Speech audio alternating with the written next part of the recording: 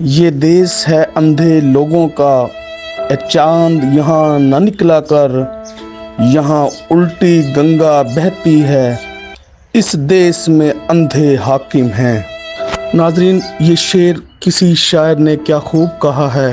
یہاں پر ہر روز جب صبح ہوتی ہے نیا کوئی نہ کوئی ایشو ضرور نکل آتا ہے، اور لوگ انصاف کے مارے نہ جانے کتنی دہائیاں کھو بیٹھتے ہیں اور انصاف ان کو نصیب نہیں ہوتا۔ ایک حادثہ ملت ایکسپریس میں اس وقت رونما ہوا جب وردی میں ملبوس بھیڑیے نے خاتون پر تشدد کیا، اور یہ خاتون پر تشدد کی ویڈیو وائرل ہوئی تو ہم سب چونک اٹھے۔ پولیس وردی میں ملبوس میر حسن نے بھیڑ بکریوں کی طرح 29 سالہ جڑاوالا کی خاتون پر بے جا تشدد کیا، اور یہ ویڈیو وائرل ہو گئی۔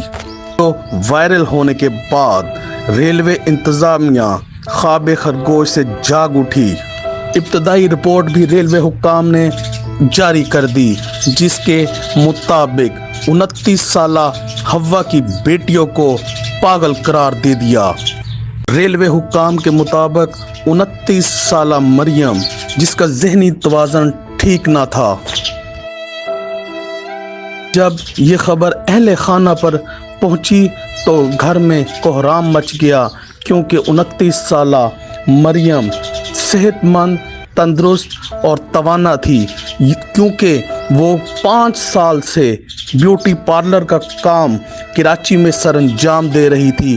کیا کوئی پاگل، ذہنی توازن سے کھویا ہوا شخص یا خاتون دنیاوی کام سر انجام دے سکتا ہے؟ ریلوے حکام میں ایک نئی کھلبلی مچ گئی۔ ریلوے حکام نے ہر پہلو پر نظر ثانی شروع کر دی۔ اب میڈیکل رپورٹ بھی آ چکی ہے۔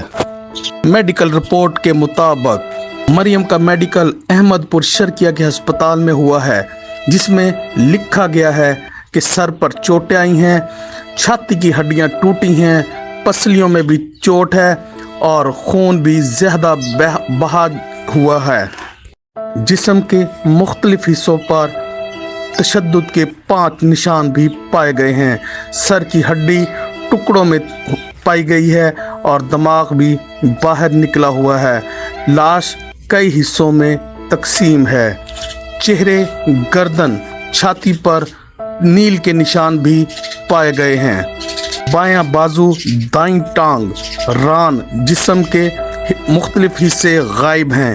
پیٹ کے نچلے حصے پر زخموں اور خون کے نمایاں نشان واضح ہیں۔ اور اطلاع کے مطابق ریلوے اہلکار میر حسن کی ضمانت منسوخی کے لیے بھی عدالت میں درخواست جمع کرا دی گئی ہے۔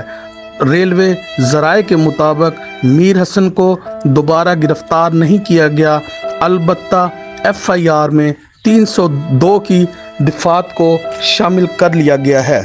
کہا جاتا ہے کہ ظلم کی سزا دنیا میں ملتی ہے۔ اب دیکھنا یہ ہے کہ میر حسن، جس نے خاتون پر تشدد کیا، جو کہ ویڈیو وائرل ہے، اور یہاں سے ابتدائی جو ظلم ہے وہ شروع ہوا ہے، اب میر حسن کو اس ظلم کی کیا سزا ملتی ہے۔ دیکھتے رہیے نیشنل نیوز۔